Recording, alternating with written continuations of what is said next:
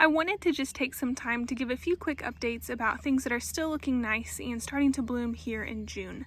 We are in Northwest Arkansas and it gets pretty hot here. It's already been pretty hot already, reaching into the upper 80s here.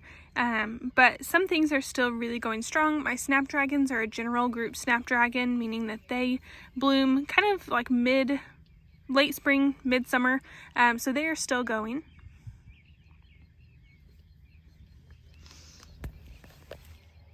You can see that my hydrangeas are continuing to put on growth, and they're even starting to set buds for blooms later in the season.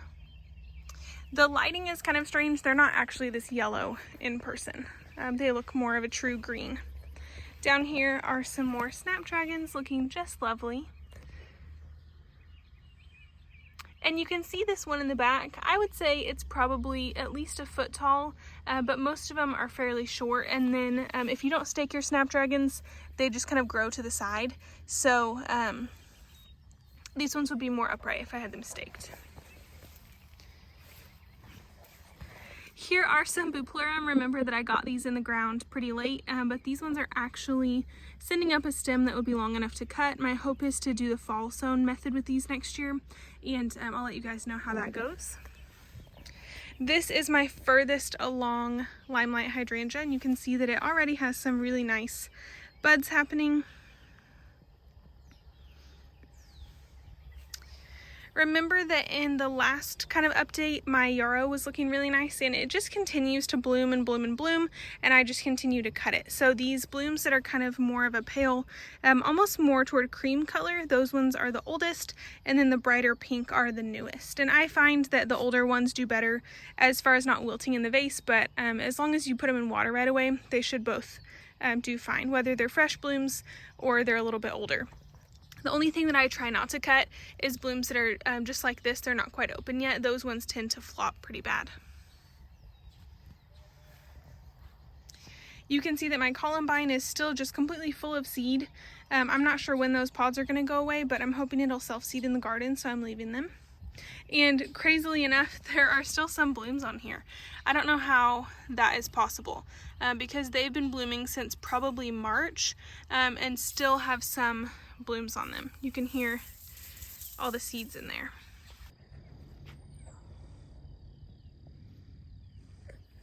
You can see that this yarrow is a little bit further behind than the yarrow on the east side of our house, and in the camera it looks more of a true pink, but really it's more of a blue-purple color.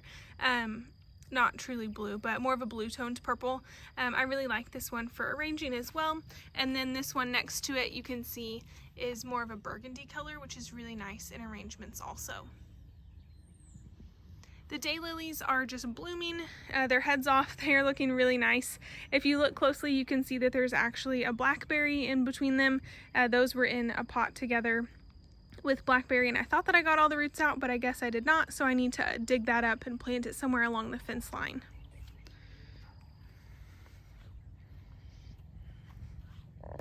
You can see that the lamb's ear is starting to recover from the hail damage that it received in the storms. It's putting off some new leaves that are not tattered, which is nice. And then these ones that are kind of struggling, I could pull them off, but I like to be low maintenance, so I don't really do a ton with those.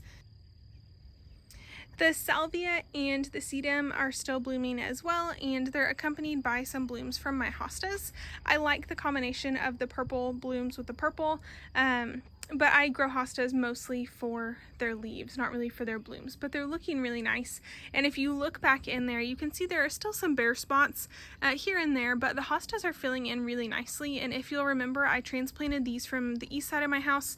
These were all just little tiny cuttings from friends and family, not even full plants, only a couple leaves with some roots last year, and then they received too much sun. I did not put them in the right spot, so they didn't grow a ton last year, but they're looking really nice this year. And so is my baptisia, or false indigo. This is native in our area.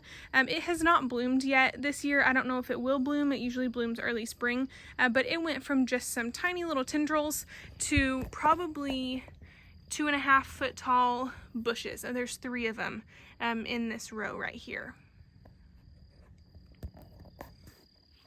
My sedum is starting to bounce back from the storm as well, putting off some new leaves so that it's not so tattered, but you can see down in there, the hail really did a number on that. In the back there, you can see my phlox. Those are actually from my great grandma's garden, and they are just starting to bloom. There's one bloom I see. I'll take you guys over there so you can see it. And then also, I notice that we are starting to get Japanese beetles. So I'll start hand picking these. In fact, I should probably work on that a little bit tonight. They don't move as fast in the evening and in early morning, so you can just pick them off and put them in a jar of soapy water and that kills them. I don't spray any pesticides or organic or non-organic sprays at all in my garden, so as far as pests, things just kind of have to do what they can. This is not something I planted, it's just a weed, a little sapling that sprouted up, so I'm going to pull it out anyway, and like I said, I'm going to start dealing with Japanese beetles here hopefully tonight. But you can see these purple phlox are just starting to bloom. Isn't that lovely? And this will be, I mean, it's probably at least 5 feet long, this section, and there are some phlox that are more updated varieties that have more like pest resistance and things, and that stand up straighter and have bigger blooms. But like I said, these are from my great grandma's garden, and my mom has moved them with her to every house that we've lived in since I was little, and so I proudly have these here, even though they're not a fancy special variety. These are just old phlox from my grandma's garden. One thing you'll notice is that the daffodils and things have started to die back. You can't really see them a ton, I mean, unless you're really looking for them. They're all in here. They're all underneath these bushes. There's another weed in there. I need to do some weeding probably tonight. But I like the way that the perennials are kind of filling in, and you can't really see the daffodils that are dying back. You could go ahead and cut them back at this point, and I probably will as I clean things up. But my goal in this garden is to start getting lower growing perennials along the border so that this area is completely full as well. Remember, this is just my second year in this space, so I think it's come in incredible ways since then. But you can see here that I have some sage that I grew from seed this year, and this is like the size you would get at the store, and I grew them for almost free just in seed trays and planted them out in my garden. Same thing with this oregano. It is really starting to fill in. It's still little. It's just a couple months old. But this, again, probably is about the size you would get at the store, and I grew it from seed, like I said, for almost free. So just envision, if you will, that I have like sage down here, some oregano in here, some lavender, just lower growing perennials. Garden cat is coming to say hi. He's not often in my videos, but he's always in the background, trying to attack my feet while I film. You can see that my bee balm is still pretty riddled with powdery mildew, but in front of it are these lovely allium blooms. These are drumstick alliums. What is it, Bootsy? Y'all heard that, right? He had something to say. He got camera shy. These are drumstick alliums. They're probably almost 3 feet tall. So if you're looking for a long stem that is really interesting for arrangements, these ones last really nicely. They can be cut when they're little bitty and not even fully open yet. They can be cut part way, and then when they're fully open, they kind of the blooms kind of open up as the bees and other pollinators get to them. But I don't mind that either. They are really pretty, and they also last a long time in the vase. They look pretty much the same the whole time they're in the vase. So I'm a fan of those. If you're looking for kind of a dramatic interest, I would go for drumstick alliums. They do look just like onions. Alliums are onions. They do look kind of just like onions at the bottom. These ones aren't like a fancy variety, but I'm a fan of those in arrangements.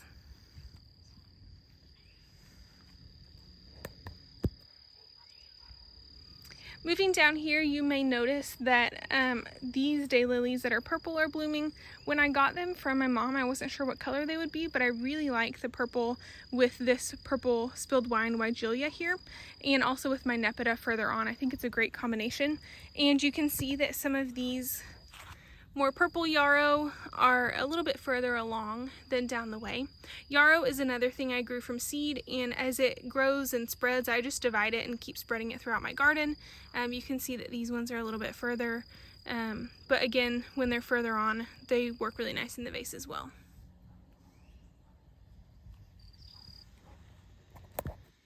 Isn't that a pretty combination? I'm a big fan of these purplish daylilies. And like my yellow ones, they'll just bloom and bloom all season.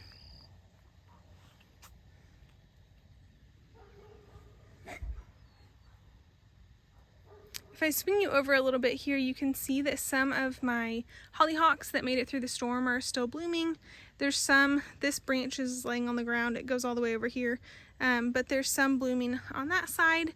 And then if you look really closely, you can see that some of my Rudbeckia or Black-Eyed Susans are starting to bloom. I'll take you in there so you can see those. They're not fully open yet, but those are from my grandma's garden. She's had them for years, and she graciously digs them up for me so that I can spread them around in my garden. They're one that likes to kind of naturalize, not in a weedy way, but they kind of spread from where they're at. So you can just do little clumps and let them spread out in your garden.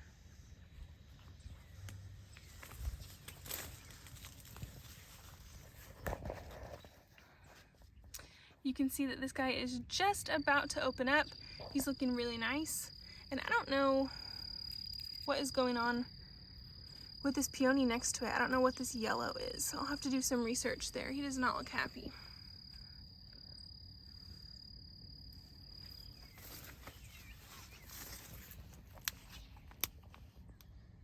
Isn't that pretty?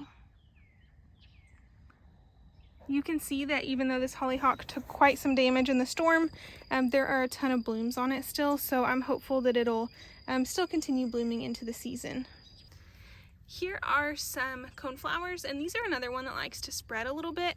These ones kind of reseeded themselves, so pardon my weeds, but you can see that right there, and right there are all spots that these coneflowers have reseeded.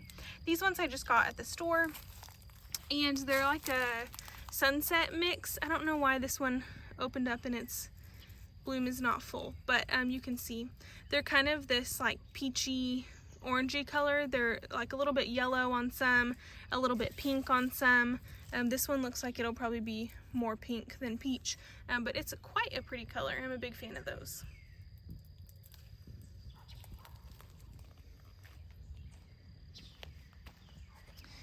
I'll end our little tour with these tiny rose bushes. I have 2 of them. I started out with 3, but 1 did not make the move. I love that their blooms start out just deep orange and then turn into kind of like a hot pink color. I am going to attempt to propagate these, and I'll let you guys know how that goes, because I really would like to have a whole row of these instead of just 2, and they're supposed to get about 3 feet tall and wide, so hopefully they will fill in this space here behind my Nepeta. Just imagine orange blooms behind the Nepeta, and then I'll continue to let the calendula self-seed, so it'll be orange in front, purple, and then orange fading into pink behind. That's the goal. Oh, and you can see this milkweed, the one next to it is white, but this one is pink. So it's quite a bit further behind. It only has a few stems, but it'll be blooming here soon.